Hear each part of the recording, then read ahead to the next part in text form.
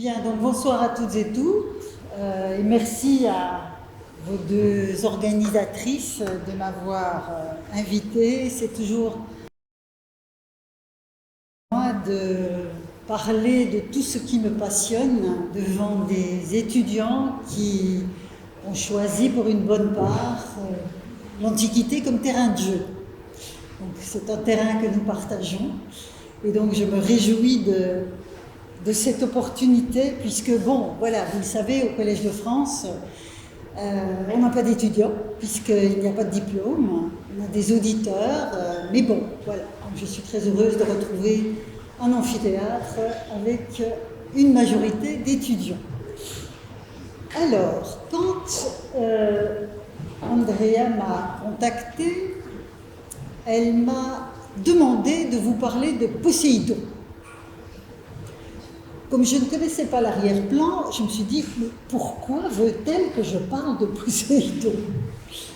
Et donc je l'ai interrogée, j'ai dit, mais je ne comprends pas, qu'est-ce qui vous intéresse tant dans la figure de Poséidon?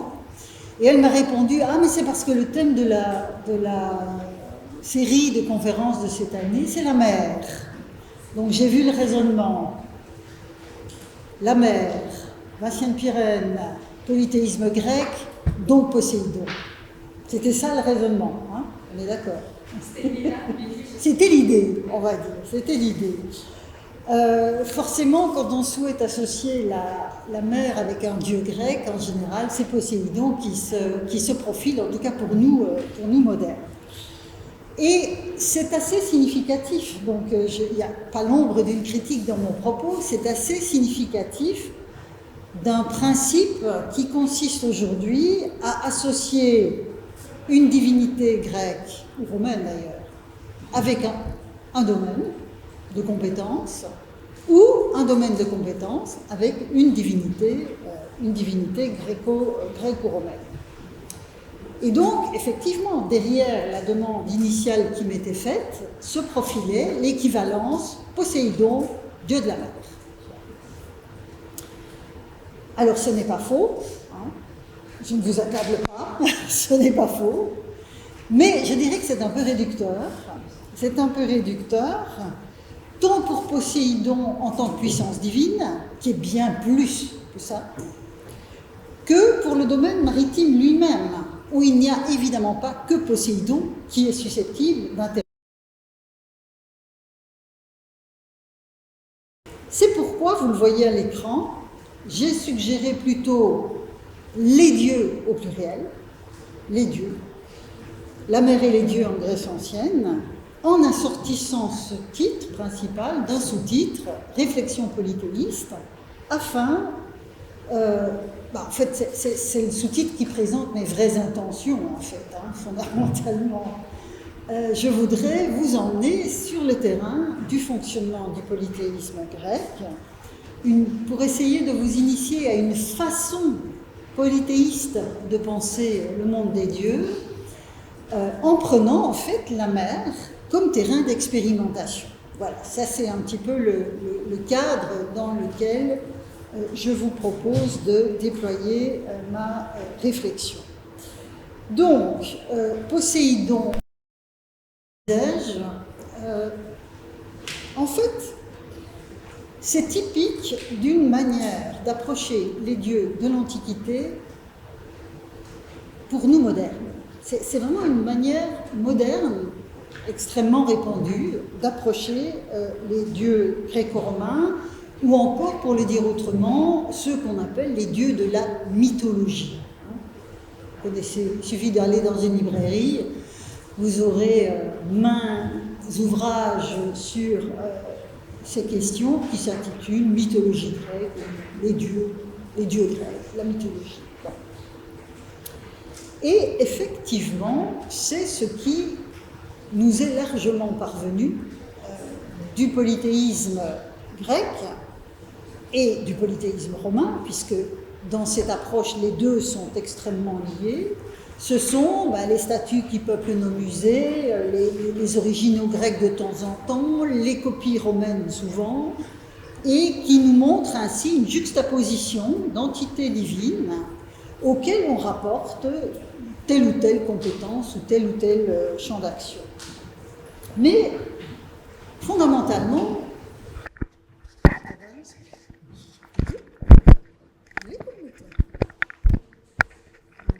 je pensais être en vacances et ne pas être filmée, c'est raté.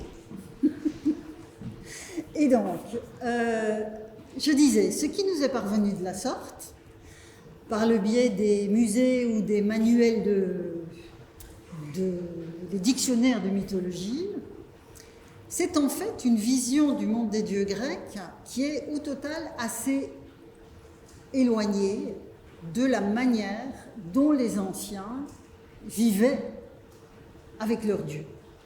Donc il faut prendre la mesure de cette distance entre ce qui nous est parvenu et, je dirais, les données que nous sommes amenés à analyser quand on travaille comme moi sur les questions religieuses. Alors, puisqu'il s'agit de la mer, je vous proposerai une métaphore marine pour me faire encore mieux comprendre.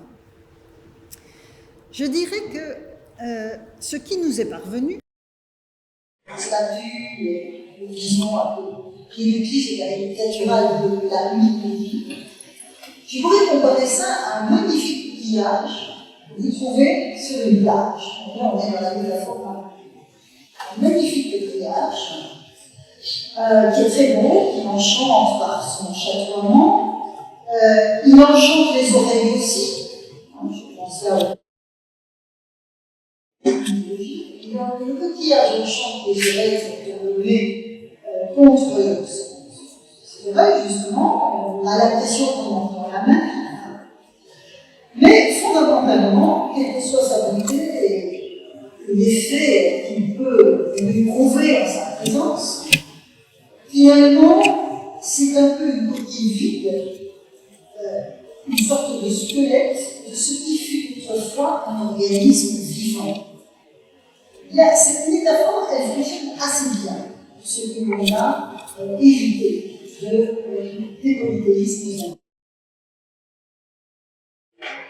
Quand on met un coquillage de ce type contre son oreille, fondamentalement, on n'entend pas la mer. On entend sa propre circulation sanguine.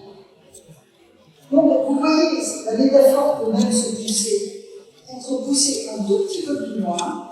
Fondamentalement, ce que l'on reçoit de cette religion ancienne, c'est finalement une sorte d'écho de notre propre présent. Et donc, elle voit bien qu'il y a toute une distance entre cette impression que l'on a à faire à un frémissement du passé, en allant visiter les musées, en lisant des manuels de mythologie, mais c'est en fait la résonance de notre propre présent et ce que nous y projetons. Alors, encore une fois, en disant cela, c'est une précaution que je prends, ce n'est pas une critique. Ce n'est pas une critique dans la mesure où les réappropriations modernes de ces récits, de ces figures, de ces œuvres, est quelque chose de profondément intéressant et qui montre finalement la vitalité, et avec une transposition, de toutes ces données antiques. Et je ne résiste pas au plaisir de lire avec vous cette affirmation qu'Albert Camus avait écrite, donc là on est peu après la Deuxième Guerre mondiale. Dans Prométhée aux Enfers, il écrivait « Les mythes n'ont pas de vie par eux-mêmes, ils attendent que nous les incarnions. » Et je pense que c'est très juste. C'est très juste. C'est-à-dire que ces données de l'Antiquité sont finalement une opportunité aussi pour penser. Donc, encore une fois, il n'y a pas de nom. Simplement, il faut savoir de quoi on parle. Il faut savoir de quoi on parle. Et pour vous montrer que c'est pas du tout une critique, je ne sais pas si vous connaissez, vivant. Si vous ne connaissez pas, allez voir. Très recommandable. Et effectivement, je me suis vraiment réjouie de cette série Netflix dont on a fait le lire. C'est Netflix. Donc, une collègue et amie qui m'a découvert cette série. Et Et donc, bon, ça met en scène la vie sur le lac et puis sur la terre, alors avec des décors absolument magnifiques, hein, qui sont une appropriation de l'Olympe antique sous la forme de la villanesque de Julie, de Rome. Et c'est absolument délicieux. Hein. Vous avez bien une relation entre ce qui est original et l'interprétation. Donc, c'est une forme d'incarnation. C'est une forme d'incarnation qui, avec du matériau antique, avec des références très subtiles. Alors, certains choix sont moins convaincants, mais c'est toujours intéressant. Et dans les surtout, ça en devient un plaisir de avoir à regarder cette appropriation, ou pour le dire avec Camus, cette incarnation 2024. Et vraiment, si vous n'avez pas vu, je vous le recommande. Alors, évidemment, si j'ai utilisé la métaphore du coquillage tout à l'heure, c'est parce que, en tant que chercheuse sur ces questions, évidemment, moi, ma focale doit forcément se déplacer. Et Zeus incarné magistralement par Jeff Goldblum, ce Zeus, en l'occurrence, dans son incarnation 2024, possédé par sa premièrerie et par son foudre, n'a pas grand-chose à voir. Ah si, il y a quelque chose à voir, mais pour moi, pour la scientifique, évidemment, ce ne sont pas nécessairement les enfants. Les accents que je mettrai sur la figure de Zeus et sur l'idée de la souveraineté telle qu'elle se déploie dans le cadre des mondes grecs antiques. Et donc, en fait, même si les dieux grecs nous sont vraiment familiers, on peut l'espérer, à une large partie d'entre nous, les dieux grecs sont familiers, mais nous avons perdu une grande partie de leur signification originelle, qui était ancrée dans le contexte des cultes qui leur étaient rendus dans les cités grecques. Et donc, dans le monde moderne, finalement, l'intérêt que l'on peut avoir pour ces figures divines relève d'une curiosité culturelle, visibilisée, d'une curiosité intellectuelle, mais aussi d'un divertissement. Qui peut avoir une dimension intellectuelle, dans les références parfois extrêmement fines. Donc, voilà, cette série est vraiment un très très bel exemple de cette incarnation spécifique. Mais pour les Grecs de l'Antiquité, évidemment, les divinités, c'était des puissances, c'était des figures puissantes qui étaient susceptibles de se manifester dans nos vies et qui, en tout cas, faisaient partie des cités, faisaient partie de plein de droits des cités qui habitaient. Donc, une réalité vitale, quotidienne, et non pour les protagonistes d'une série de récits, voire de personnification de concepts abstraits, même si certaines forces divines avaient des noms que nous qualifions d'abstraction. Donc, c'était des entités puissantes dans ces contextes antiques. Et donc, aller sur le terrain de l'histoire de ces communautés, l'histoire de ce qu'on appelle l'histoire de l'environnement, du polythéisme grec, impose de dépasser les définitions simples du type possédant de la mer. Et il faut évidemment réinscrire ces entités dans le cadre pluriel auquel elles appartiennent. Donc c'est à cela que je souhaite vous inviter aujourd'hui dans ce que j'ai appelé les réflexions polythéistes. Donc, je reviens à notre conseil de la mer. Je le disais tout à l'heure, ce n'est pas faux. Ce n'est pas faux, mais il faut définir ce que l'on entend par la mer, la potable, et être conscient, comme je le disais tout à l'heure, que Poséidon n'est pas le seul dieu à être engagé dans un contexte où la mer est le champ d'activité, d'une activité divine. Donc, le thème bien choisi, assurément, les Grecs et la mer, c'est quelque chose d'extrêmement Vous m'entendez vraiment? C'est une piste. Donc, en fait, il y a une piste Vous êtes sûr que ça va? Vous avez bien sûr. Vous n'entendez pas bien? Ah, attendez. C'est presque un sketch. C'est mieux comme ça? Oui, n'hésitez pas à vous manifester, je ne vais pas vous suffire. Bien, donc, premier point, donc, juste je vous ai calme. Effectivement, je dirais le thème de votre année de conférence, de votre cycle de conférence, est particulièrement bien choisi, puisque en Grèce continentale, la mer n'est jamais très loin, mais si vous n'êtes pas au fin fond d'Arcadie, et encore, par rapport à la mer, les fleuves, etc., et quelque chose d'effectif, on vient dire évidemment des îles de la mer Égée ou de la côte de l'Asie mineure. Donc, dès qu'on parle de Grèce ancienne, il est clair que la mer, elle est là, universelle.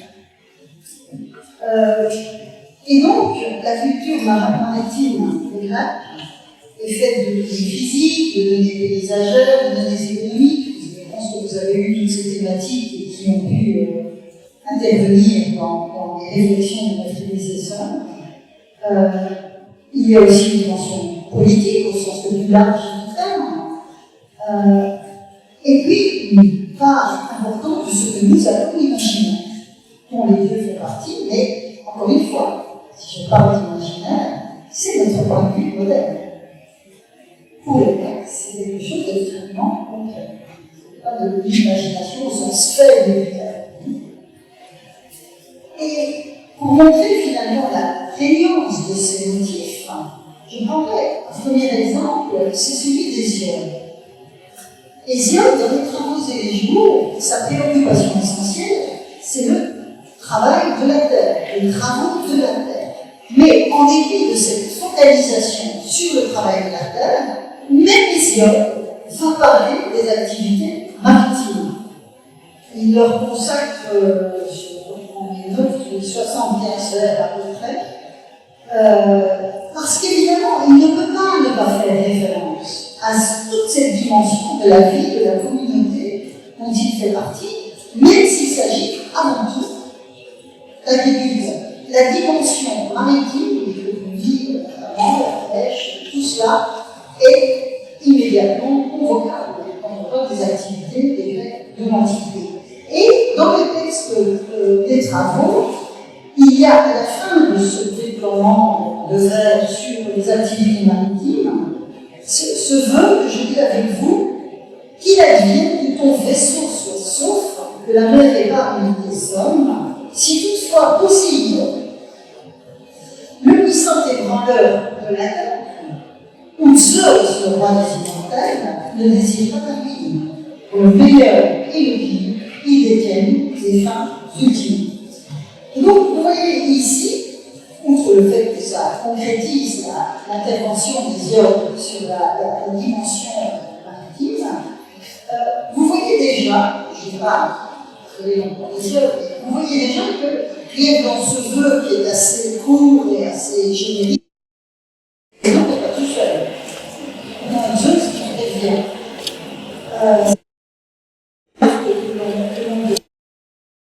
Comme les travaux et les jours sont une sorte d'hymne à Zeus, outre les injonctions au travail de la terre, on voit bien pourquoi Zeus intervient, mais il ne fait pas tâche dans ce paysage maritime qu'évoque Hésiode.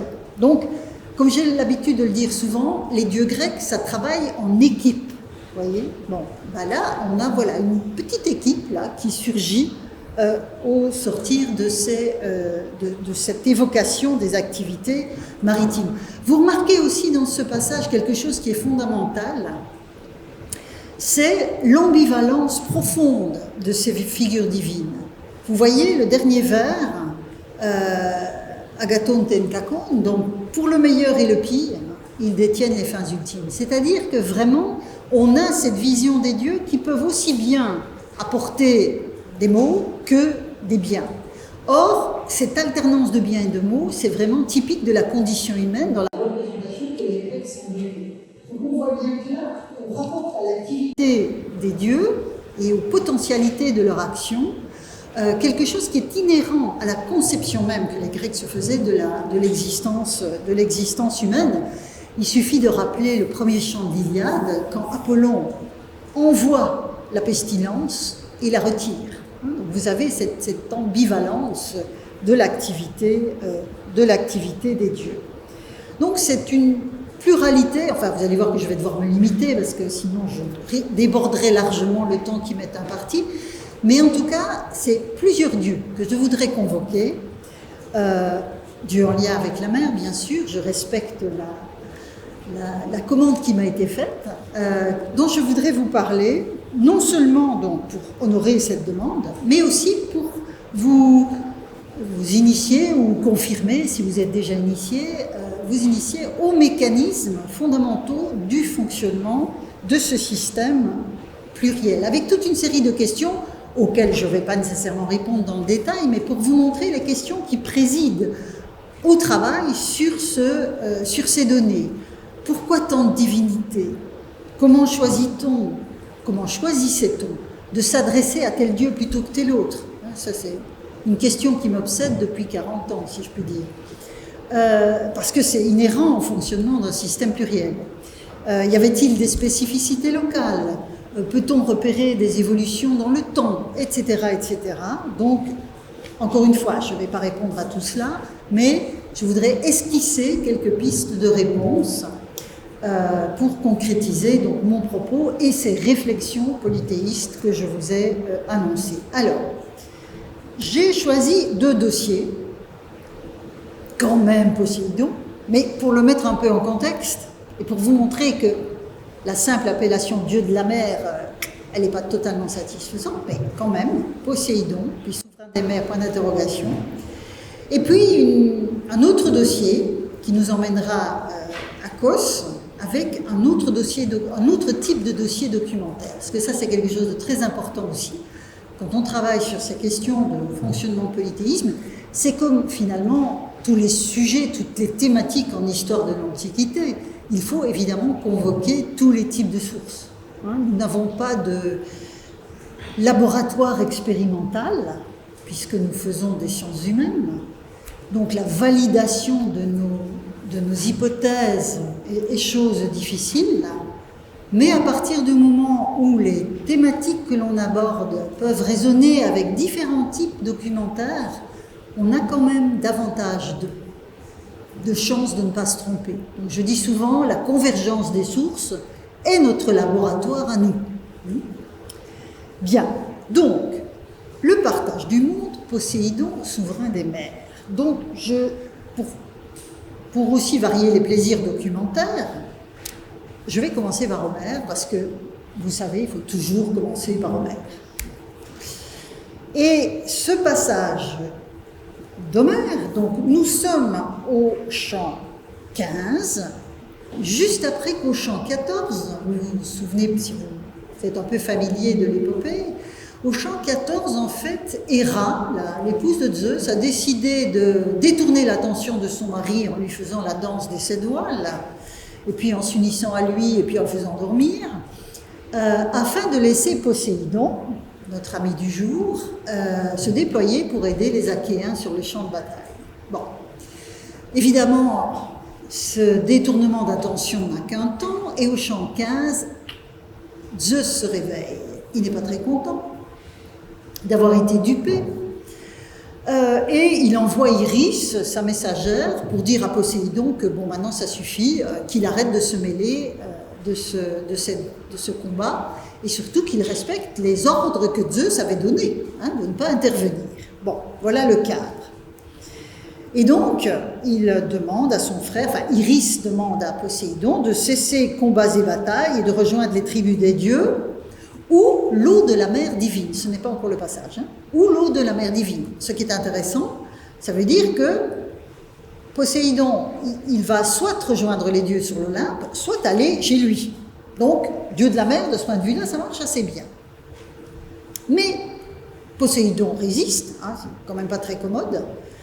Et que dit-il à Iris? Et donc à destination de Zeus. On lit ensemble. Malheur, il a grande valeur, donc Zeus, mais il a parlé au-delà des bornes, puisqu'il veut me contraindre de force, moi qui ai même honneur que lui. Je vous ai mis le grec. L'adjectif, c'est homotimos. Et derrière homotimos, vous avez cette notion de timé qui est fondamentale, la notion d'honneur qui est fondamentale dès qu'on travaille sur la Grèce, que ce soit pour les hommes ou pour les dieux d'ailleurs.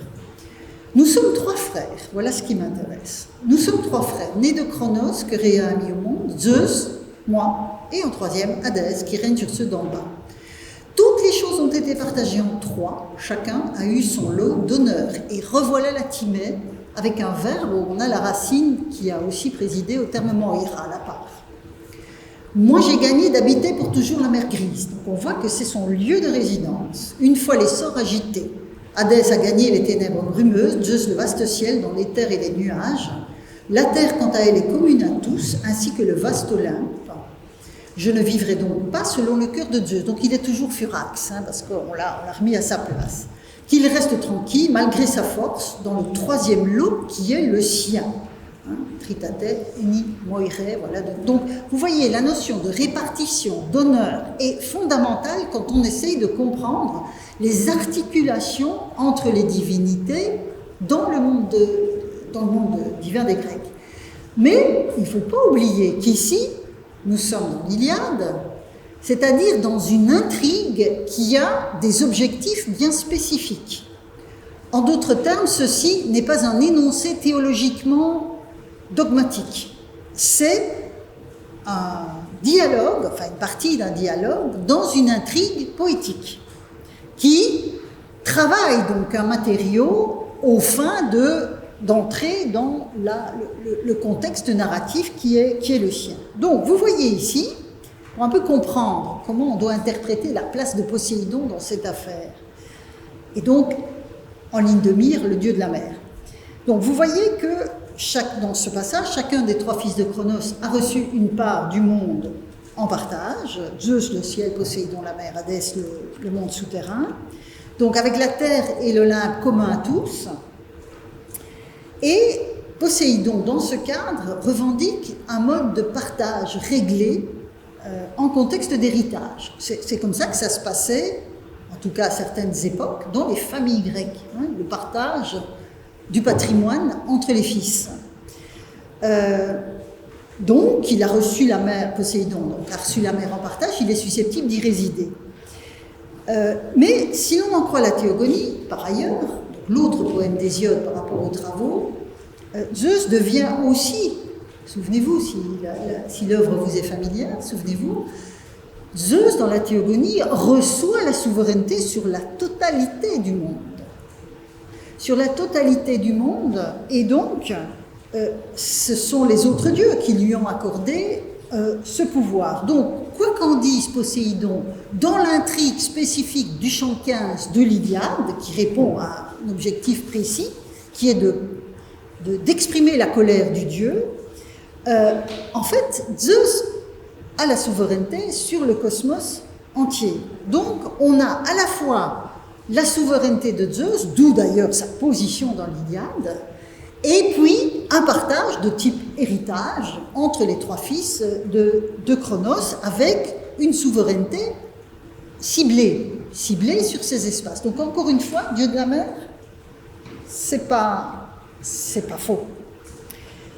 Toutefois, dès l'Iliade, on voit que le siège marin de Poséidon, donc assurément le siège de Poséidon est marin, ne dit pas tout de ses compétences.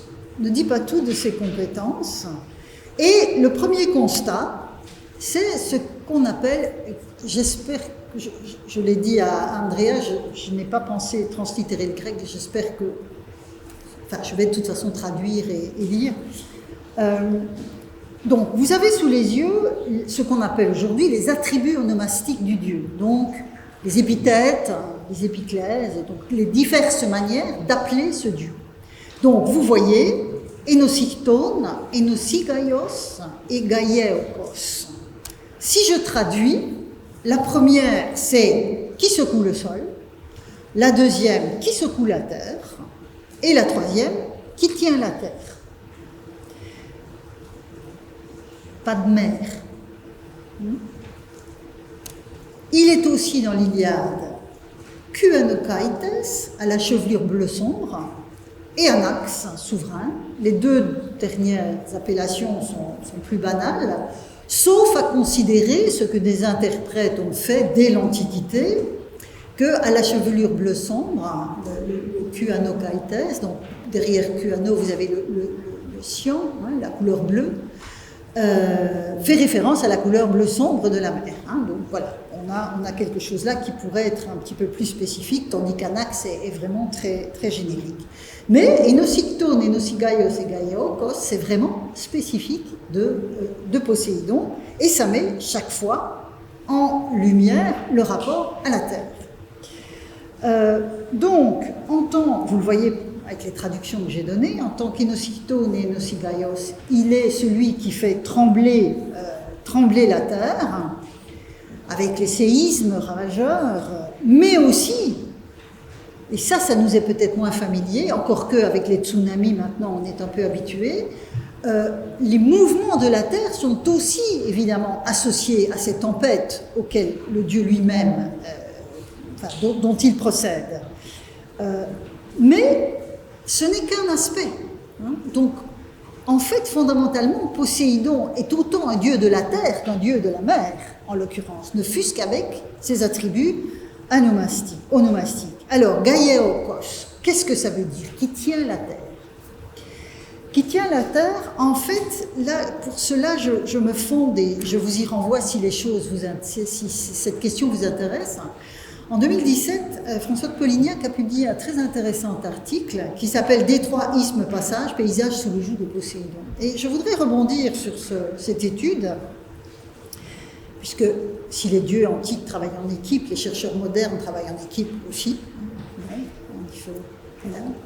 C'est ça aussi la beauté du travail. En fait, il a bien montré que la place privilégiée de Poséidon en certains espaces qu'il décrit dans le titre de son article, les détroits, les isthmes, les passages, peuvent être en fait analysés en tant que signe du pouvoir de la divinité de tenir ensemble des éléments hétérogènes, en l'occurrence dans ces espaces, la terre et la mer. Donc vous voyez que Gaïaokos, sous cet angle-là, prend une autre tournure. C'est vraiment le Dieu qui permet de tenir, soit qui ouvre les voies, soit qui tient ensemble ces passages complexes où la terre et la mer sont parfois difficiles à identifier ou à distinguer. Donc, on voit tout de suite là que le paysage s'enrichit. Et ce n'est pas tout. Ce n'est pas tout, car c'est aussi sur cet arrière-plan de tenir ensemble que se dessine une autre attribution de Poséidon, dont l'Iliade se fait l'écho. Et là, je vous emmène au chant 22. Nous sommes dans le chant qui présente les concours funéraires en l'honneur de Patrocle. Les concours funéraires, avec notamment une course de chars, que Ménélas aurait dû remporter, mais selon lui, Antiloque, qui est finalement arrivé premier, l'a fait d'une manière qui n'est pas très correcte. Et donc, Ménélas, qui a la rage, si vous me passez l'expression, ils ont souvent la rage, les soldats achéens, hein, puisque toute l'Iliade est quand même fondée sur celle d'Achille. Et donc Ménélas, ici, parce qu'il veut absolument avoir gain de cause, demande à Antiloque de jurer. Et donc, que dit-il?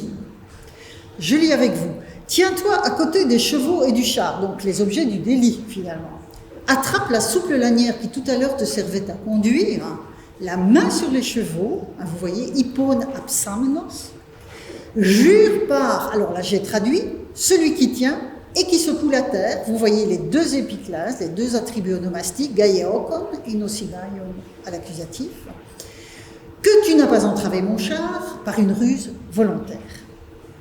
Donc, vous voyez ici, on retrouve Poséidon dans un contexte qui n'a rien à voir avec la mer, même si, évidemment, par rapport à Troie, elle n'est jamais loin, mais en l'occurrence ici, ça n'a rien à voir avec la mer, Et on a donc cette injonction de Ménélas à jurer. Or, Antiloque ne va pas jurer, parce qu'effectivement, il n'a pas été très honnête sur ce coup-là.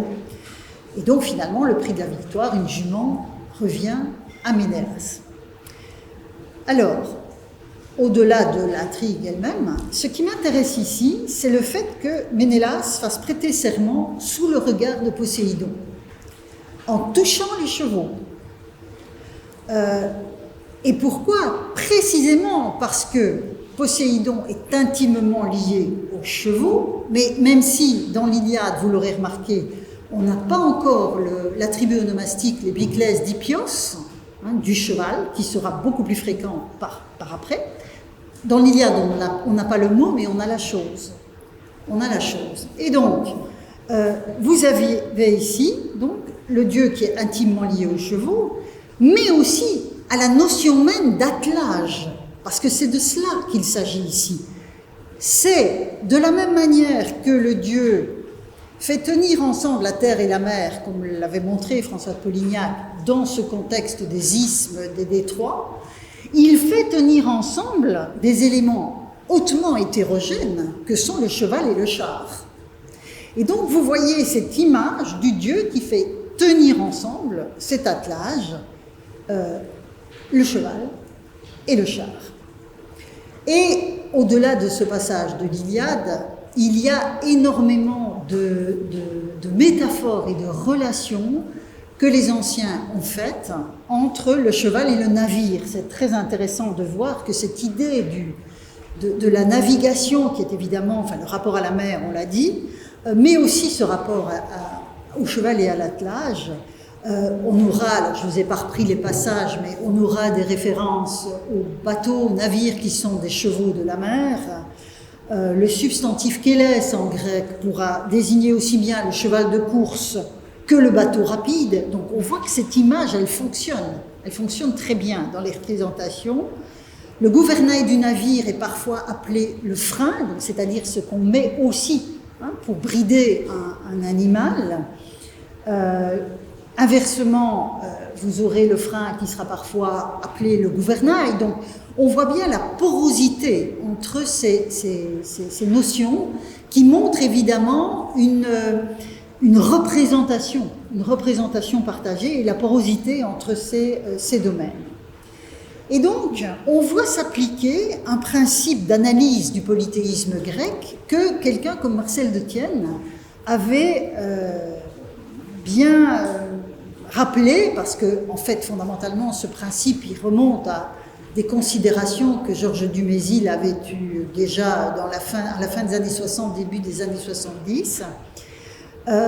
En fait, un dieu est susceptible de se déployer dans différents champs d'action. Ici, la navigation, l'équitation, la conduite de chars, selon une manière de faire qui lui est propre, ou en tout cas des manières de faire qui permettent de l'identifier. Ici, vous avez cette idée, donc, que l'on voit dès l'Iliade, d'un dieu qui fait tenir ensemble.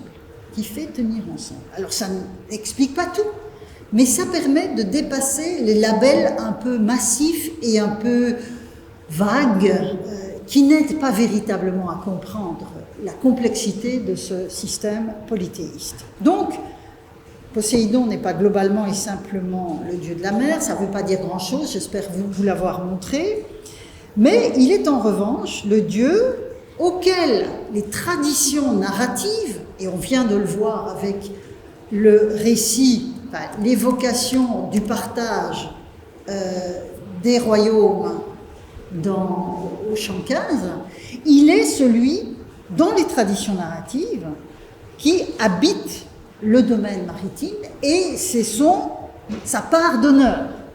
Mais voilà, on est dans les traditions narratives, c'est une manière de dépeindre le dieu, et il est aussi, et peut-être surtout, le dieu capable, sur le terrain des cultes, d'apaiser les tempêtes qu'il aura lui-même provoquées, avec cette capacité de faire tanguer la terre et donc la mer par la même occasion, et faire tenir ensemble des éléments antagonistes. Et donc on a à la fois l'attelage et le cheval, mais je vous rappelle quand même que un homme sur un cheval, c'est des choses assez antagonistes elles-mêmes. Ah oui, en fait, quand je suis vraiment devant, vous m'entendez mieux, là, oui. Que je vois François qui se déplace. Ah oui, c'est la soufflerie. Bon. Donc ça va là. C'est bon, ok. Donc voilà le premier dossier que je voulais vous soumettre autour de Poséidon, puisque c'était la commande quand même, avec un accent spécifique que j'ai volontairement mis sur la poésie, et donc sur les traditions narratives, avec quand même un regard un peu latéral sur les questions culturelles. Cultuelles, pardon, pas culturelles, culturelles. Alors, je vous l'ai dit, j'ai deux dossiers. Et voilà le deuxième, qui me ramène à une divinité que j'ai beaucoup fréquentée, enfin, si je puis dire, puisque c'était mon sujet de thèse. Et donc, je voudrais, avec un dossier épigraphique, cette fois, vous montrer que le même type de raisonnement et le même type d'analyse peut s'appliquer évidemment à d'autres divinités, mais aussi en contexte maritime. En contexte maritime, bon voilà, donc je vous ai dit Poséidon, dieu de la mer, mais pas que, et puis il n'est pas le seul. Et maintenant, on va faire le même exercice du côté d'Aphrodite, mais en se fondant cette fois sur un dossier épigraphique. Alors, les deux inscriptions qui m'intéressent ont été mises au jour donc, dans l'île de Kos, dont je vous mets une carte, et je ne résiste pas au plaisir d'évoquer le très beau livre de Stéphanie Paul sur les cultes et sanctuaires de l'île de Kos. C'était ma première doctorante, donc voilà, je lui rends hommage aussi de cette manière. Alors, vous voyez, quand j'utilise ma souris, est-ce que vous voyez quelque chose là? Non, bon, c'est raté. Donc, vous voyez tout au-dessus la cité de Kos elle-même, enfin la ville de Kos plutôt, et puis vous avez les différents dèmes. Pour comprendre cette carte, il faut savoir aussi qu'en 366 avant notre ère, l'île de Kos a connu ce qu'on appelle un synécisme, c'est-à-dire que les différentes communautés de l'île qui étaient indépendantes politiquement se sont réunies et ont formé une seule cité. C'est le même principe qui s'est passé à Athènes, mais on est moins sûr sur la chronologie à Athènes. À Kos, on le sait, 366, les communautés décident de se réunir, et donc vous avez le centre urbain à Kos, et puis les anciennes communautés qui sont devenues des dèmes. Bon. Alors, la première inscription dont je vais vous parler, on l'a trouvée dans la ville de Kos, donc au nord-est. Voilà un schéma de la partie de la cité, la ville de Kos, que un groupe d'archéologues, une équipe d'archéologues italiens a fouillé dans les années 30 du siècle précédent. Et donc c'est surtout l'espace qui est entouré en rouge qui m'intéresse, et vous voyez que cet espace est vraiment face à la mer, hein, puisque la mer, j'aurais peut-être dû le mettre en bleu sombre, hein, c'est ce qui est en face. Alors, voilà un zoom sur ce dont il s'agit. Un zoom sur ce dont il s'agit, vous avez donc, archéologiquement parlant, hein, parce qu'il faut quand même d'abord parler de l'archéologie, vous avez un portique hein, qui court sur tous les côtés de cet espace. À l'intérieur de ce portique, vous avez deux temples jumeaux, chacun avec un autel devant lui, sachant que l'autel à droite a été effectivement trouvé, enfin les fondations en tout cas, à gauche, c'est une restitution très plausible vu le caractère très symétrique de l'ensemble. Vous avez, vous le voyez en bas, deux propylées qui sont axés sur les autels et les temples.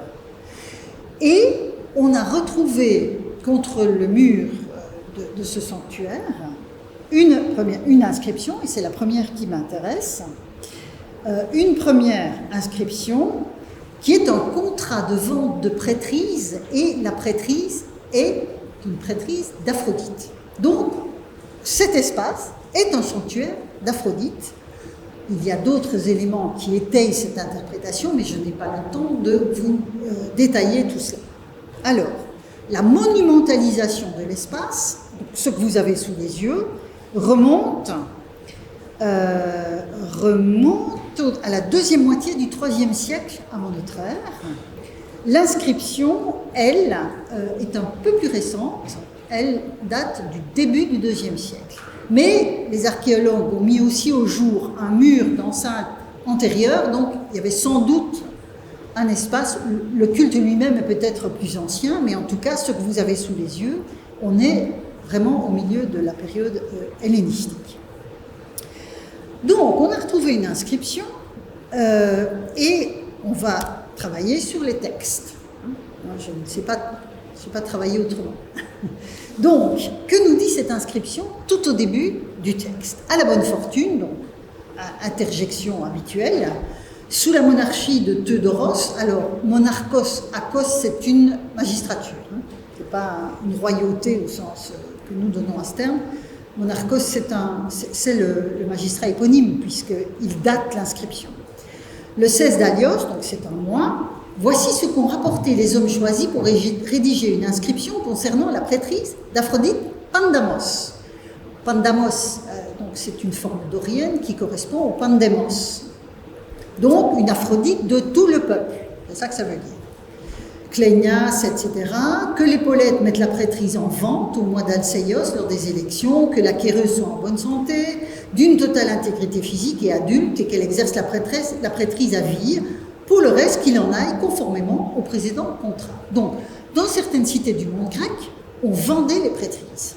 Pas sur le continent, on n'en a pas trouvé trace, mais en Asie mineure et dans certaines îles, comme ici, on vendait les prêtrises. Et donc, quand on vend une prêtrise, il faut un contrat. Un contrat qui permet à l'acquéreur de savoir ce qu'il va devoir faire, concrètement, et aussi ce qu'il aura comme bénéfice. C'est une transaction qui a quand même une dimension commerciale. Mais on profite aussi, dans ce genre de contrat, de l'occasion pour préciser certains aspects du culte. Donc c'est très intéressant pour nous. C'est une source documentaire extrêmement précieuse. Alors, la suite de cette... J'ai passé certaines parties, et puis, donc, on a justement, dans cette inscription, un moment où on va changer un petit peu les habitudes, ou en tout cas, on va faire plus, pour augmenter les honneurs de la divinité. Ça, c'est une tendance assez courante à l'époque hellénistique, d'augmenter les honneurs des divinités. Alors, dans ce cas-là, qu'est-ce qu'il faut faire? Eh bien, donc, afin que les honneurs de la déesse soient augmentés et qu'il apparaisse de manière évidente que toutes celles qui se marient parmi les citoyennes, les filles illégitimes et les étrangères résidentes, rendent selon leurs propres moyens les honneurs à la déesse, que toutes celles qui se marient une fois l'engagement par serment enregistré, on ne sait pas très bien ce que c'est ce serment, sacrifient à la déesse un animal dans l'année après leur mariage. Donc, toutes les femmes qui se sont mariées dans l'année doivent sacrifier un animal à la déesse. Donc vous imaginez, ça augmente les honneurs. Que cela aille bien pour celles qui accomplissent ce qui a été décrété. De la même manière, conformément à ce qui a été ratifié auparavant, que les marchands et les commandants qui se mettent en route au départ de la cité accomplissent les sacrifices pour tous ceux qui n'auront pas sacrifié comme il a été écrit, qu'il y ait une amende, qu'il soit redevable, etc. Bon. Donc vous voyez, dans la même partie de texte, on a toutes celles qui se marient, mais on a les marchands et les commandants qui se mettent en route au départ de la cité. C'est-à-dire, vu la position du sanctuaire, ceux qui prennent la mer. Les marchands et les commandants, c'est clair que ce sont des marins. Puis, dans cette même inscription, on a encore une injonction qui m'intéresse sur les collectes. Bon, c'est un rituel de collecte que chacun des dirigeants, donc les officiels de la cité, plus officiels que ça, c'est pas possible, que chacun des dirigeants sacrifie à Aphrodite Pandamos le 9 Panamos, un animal adulte. J'aurai l'occasion de revenir sur ce point. Retenez qu'on a ce sacrifice officiel. Enfin, dernière partie de cette inscription, afin qu'à l'avenir aussi, le sanctuaire, et voilà, on va savoir exactement à qui ce sanctuaire est voué. Le sanctuaire d'Aphrodite Pandamos, on s'en doutait un peu, puisqu'on l'a déjà vu apparaître précédemment, mais elle n'est pas seule, enfin, c'est pas la seule. Le sanctuaire d'Aphrodite Pandamos est de Pontia, donc d'Aphrodite Pontia. Or, je vous ai dit Pandamos, c'est de tout le peuple. Pontia, c'est celle du Pontos, c'est-à-dire la mer. Donc, Aphrodite, déesse de la mer. Donc, je vous ennuie, hein, je vous taquine. Donc, voilà. Donc là, vous voyez qu'on a cette logique. Là, on a la convergence de deux compétences dans un même sanctuaire. Et donc, le sanctuaire doit être entretenu, que les thésauroi soient ouverts chaque année par les prostates. Bon, les prostates, ce sont des officiels, évidemment, ça fait toujours rire ceux qui ne connaissent pas les institutions grecques. Et la prêtresse au moins 2 dalios, que la moitié de ce qui en aura été retiré revienne à la prêtresse, l'autre moitié à la déesse. À la déesse, pour marquer. Il n'a pas dit aux déesses au pluriel. Donc c'est une Aphrodite, mais avec 2 attributs onomastiques. Puis bon, je passe le reste. Alors, ça c'était la première inscription dont je voulais vous parler. Je vous ai dit, il y a eu un synécisme, je ne reviens pas là-dessus. La deuxième inscription est un peu plus récente. Elle date de la fin du IIe siècle avant notre ère. Et donc, elle a été publiée dans les Inscriptiones Graecae, volume 12, mais elle a aussi été reprise sur un site internet que vous connaissez peut-être, qui s'appelle Collection of Greek Ritual Norms. C'est un projet que j'ai lancé il y a quand même déjà maintenant pas mal d'années, où vous trouvez toute une série de 250, en l'occurrence, inscriptions de type prescriptif comme cela, avec traduction, commentaires, etc. Donc voilà, cette inscription on l'a reprise, on n'avait pas repris la précédente. Alors, juste pour vous donner une idée du contenu, alors malheureusement une partie de l'inscription a été raclée pour inscrire autre chose, donc on a perdu toute une série d'informations, mais à partir du moment où on est capable de lire l'inscription, donc on a des règles sacrificielles, des frais sacrificiels à déposer dans les troncs à offrande, l'ouverture des troncs et la répartition de l'argent, comme dans l'inscription précédente. Donc vous voyez que les questions économiques sont extrêmement importantes dans ce genre de documents. On a des offrandes, on a des amendes si on ne respecte pas les règles, on a un sacrifice qui est accompli en lien avec la vente, la durée du mandat, des paiements échelonnés, des avantages liés à la prêtrise, et puis les frais d'inscription sur la stèle, parce que graver la stèle, ça coûte de l'argent, et d'initiation à la prêtresse, c'est-à-dire un sacrifice qui permet de l'installer dans sa fonction. Alors, même exercice que pour l'autre inscription, on regarde ensemble certains aspects de ces prescriptions pour tenter de comprendre comment ça marche. Alors, donc là on est tout au début de l'inscription, enfin non, on est tout au début de ce qui est lisible de l'inscription, puisque je vous ai dit que le début est illisible. Que la prêtresse procède au recouvrement contre ceux qui n'ont pas accompli ce qui a été écrit comme en vertu d'une décision judiciaire. Par parenthèse, s'il y en a parmi vous qui travaillent sur les femmes dans l'Antiquité, c'est très intéressant de voir ici les fonctions judiciaires d'une femme dans sa fonction de prêtresse. De ce point de vue-là, si vous voulez, l'accès des femmes à ces fonctions est un indicateur, une pierre de touche extrêmement intéressante pour affiner un petit peu l'image que nous avons de ces questions. Afin qu'il n'y ait aucun désaccord d'aucune sorte de personne envers personne au sujet de la valeur des animaux sacrificiels, qu'il soit permis aux sacrifiants, s'ils le souhaitent, pour les animaux qu'il est religieusement permis de sacrifier à la déesse, de verser au lieu des parts d'honneur la somme prescrite. Donc on peut soit donner des parts, soit payer, mais il faut donner quelque chose. La prêtresse a droit à quelque chose. Alors, voilà ce qui m'intéresse et que j'ai mis en couleur. Que ceux qui servent sur les navires de guerre, lorsqu'ils jettent l'ancre, sacrifient à Aphrodite Pontia, donc vous voyez, c'est celle du Pontos, sur l'autel indiqué précédemment. c'est une des raisons pour lesquelles on a considéré qu'il y avait vraiment 2 autels, puisqu'ici on est obligé de préciser quel autel est concerné. Donc pour chaque tente, alors les tentes, c'est une subdivision des contingents armés de l'époque. Donc pour chaque tente, donc manifestement les contingents doivent sacrifier un animal adulte de 30 drachmes, ou qu'il paye au lieu des pardonneurs pour chaque tente à la prêtresse 15 drachmes et 1 drachme dans le tronc offrande. Donc c'est la même alternative, les parts ou le paiement. Que tous les autres sacrifiants déposent également une offrande dans le tronc offrande pour Aphrodite. Donc vous voyez là, on n'a plus d'épiclèse. Pour un bovin, 2 drachmes, etc., je passe sur la question des prix. Donc là, on a eu les commandants de navires, les autres sacrifiants, et puis on a quelque chose de neuf par rapport à l'inscription précédente. Que les affranchis fassent également une offrande l'année où ils sont affranchis, en même temps que le précédent paiement de 5 drachmes en faisant le paiement au trésorier, que les pêcheurs, voilà une autre catégorie, qui se mettent en route à partir de la cité, donc devant le sanctuaire, et les marins qui naviguent autour du territoire donnent également comme offrande pour chaque bateau par année 5 drachmes. Donc c'est une taxe, si vous voulez. Si quelqu'un manque à une des prescriptions, il y en a à nouveau la prêtresse qui peut intervenir comme en vertu d'une décision judiciaire. Et puis, dernière partie de l'inscription, lors de la vente de la prêtrise, que les prostates, toujours les mêmes, sacrifient à Aphrodite Pandamos une génisse de 600 drachmes. Alors 600 drachmes, c'est énorme. Donc c'est vraiment une bête exceptionnelle.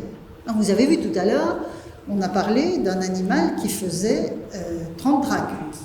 Voilà, un animal adulte de 30 drachmes. Ça doit être manifestement un mouton ou une chèvre. Mais dès qu'on est dans le registre des bovins, c'est évidemment beaucoup plus cher, mais 600 drachmes, c'est vraiment beaucoup. Donc ça doit être un sacrifice exceptionnel. Que les trésoriers avancent la dépense engendrée, etc. Bon, voilà, ça, ce sont des détails. Donc, vous voyez que, si je reprends maintenant l'ensemble, si je retire les fils de ce dossier, où vous voyez qu'on a une partie archéologique et une partie épigraphique, donc ça vous montre aussi les différentes manières dont on peut aborder ces questions. Donc on a en fait une symétrie absolument remarquable dans ce sanctuaire. Ce sanctuaire est exceptionnel à bien des égards.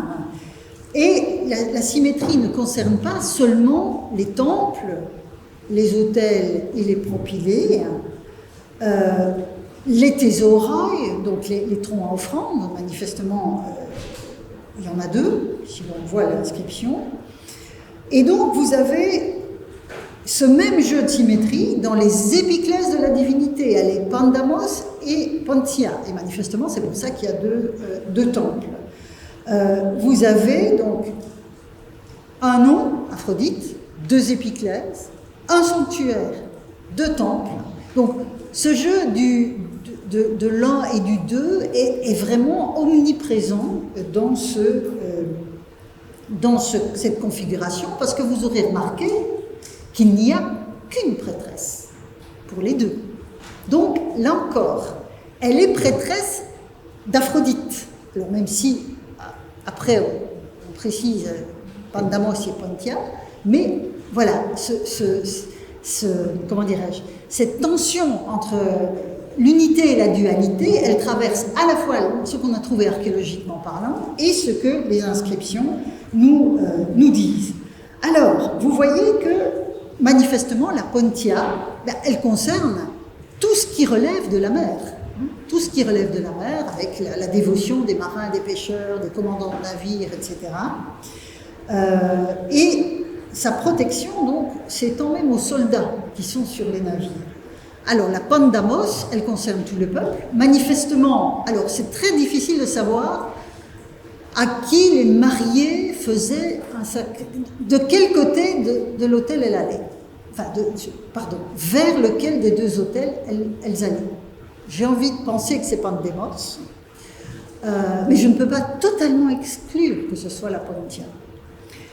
Mais en tout cas, ce qui est clair, et je reviens sur un point, voilà, ici, vous voyez les lignes 31-33, que chacun des dirigeants sacrifie à Aphrodite Pandamos, le 9 Panamos, un animal adulte. C'est un sacrifice très important parce qu'on se rend compte avec d'autres inscriptions qu'on a trouvées dans certains des dèmes de l'île que c'était un sacrifice à cette déesse-là qui avait lieu aussi dans les dèmes le même jour. Donc vous voyez que cette Aphrodite Pandamos, elle est vraiment une Aphrodite politique. C'est une des divinités du cynécisme. Pandamos, de ce point de vue-là, est très clair. Tout le peuple. C'est-à-dire qu'on les a mis tous ensemble. Et pour étayer cette interprétation, je vous informe qu'à Athènes, il y avait aussi une Aphrodite Pandemos, et le récit de fondation du sanctuaire était associé à Thésée et au cynécisme d'Athènes. Donc on voit bien que ça fonctionne extrêmement bien. Donc, à côté des démarches individuelles pour la Pandamos, on a aussi cette démarche politique collective qui est faite par les dirigeants de la cité. Et les sacrifices, en l'occurrence, sont financés par des collectes qui devaient donner, évidemment, les moyens de faire quelque chose qui tenait la route. Alors, est-ce que ça a à voir avec la génisse de Sissandragne? Ce sont deux inscriptions qui sont quand même différentes et qui sont éloignées dans le temps, donc c'est extrêmement difficile, mais ça ne me semble pas impossible. Ça ne me semble pas impossible. Donc vous voyez ici, je dirais que pas plus que Poséidon n'est seulement le dieu de la mer, Aphrodite n'est pas la déesse de l'amour, même si elle est associée manifestement au marié et à la sexualité, parce que c'est ça, hein, un des cœurs de ses prérogatives, mais c'est aussi une divinité hautement politique, ici, et une divinité associée aux activités maritimes, mais manifestement sous un angle différent de celui que l'on associe au dieu Poséidon. En tant que Pontia, celle de la mer, elle participe, donc elle protège toute une série d'activités. Alors évidemment, vous avez tous Botticelli en tête, avec la naissance de Vénus, qui est comme une espèce d'écran qui s'interpose entre nous et l'Aphrodite grecque. Mais néanmoins, bon, voilà, Botticelli avait joué sur la tradition hésiodique de la naissance de la déesse. Chez Hésiode, il n'y a pas de coquillage, hein, bon. Mais c'est quand même très intéressant de voir que chez Hésiode, la tradition fait en sorte que la divinité naît du sexe de Ouranos tranché par Cronos et jeté dans la mer. Cette jeune femme, cette jeune déesse, est formée dans une écume spermatique, dans une espèce de, je dirais, de préfiguration du culte qu'elle reçoit à Kos, où elle protège à la fois la sexualité des jeunes mariés et les activités maritimes. Donc vous voyez qu'on a toujours intérêt aussi à penser les traditions narratives avec les cultes, et pas comme des choses hétérogènes les unes aux autres. Donc, ces deux dossiers, je l'espère, vous auront montré ce que j'ai l'habitude d'appeler la plasticité du polythéisme, mais qui, contrairement à la série Netflix, n'est pas un chaos. On a affaire à quelque chose que nous avons pour mission en tant que chercheurs, vous en tant qu'étudiants, si ces questions vous intéressent, nous avons pour mission de comprendre, parce que à évoquer le chaos au sens grec, enfin au sens CH, pas le cas de la série, à évoquer le monde des dieux comme un chaos, finalement, on ne se donne pas la peine d'essayer de comprendre. Ou en donnant des labels un peu trop figés et un peu trop simples, là aussi on a l'impression d'avoir compris, alors que la complexité des données, dès qu'on se penche un petit peu dans la documentation, comme je l'ai fait avec vous ce soir, on voit bien que tout ça est beaucoup plus compliqué. Et si j'avais eu encore plus de temps, et je vais finir là-dessus, sur les questions de la mer, j'aurais aussi pu vous parler de Samothrace. parce que cette magnifique victoire, qui a un look très aphroditéen, si vous me permettez, hein, et qui date de la période d'ailleurs de nos inscriptions de Kos, donc cette victoire au look très aphroditéen, eh bien elle s'élevait dans le sanctuaire des grands dieux à Samothrace, qui organisait un culte à mystère dont l'objectif principal était d'assurer le salut en mer. Donc, vous voyez à quel point, et je pourrais multiplier les exemples, vous voyez à quel point on a toujours intérêt à penser au pluriel quand on veut comprendre le monde des dieux grecs, quel que soit le domaine où on les étudie. Merci pour votre attention.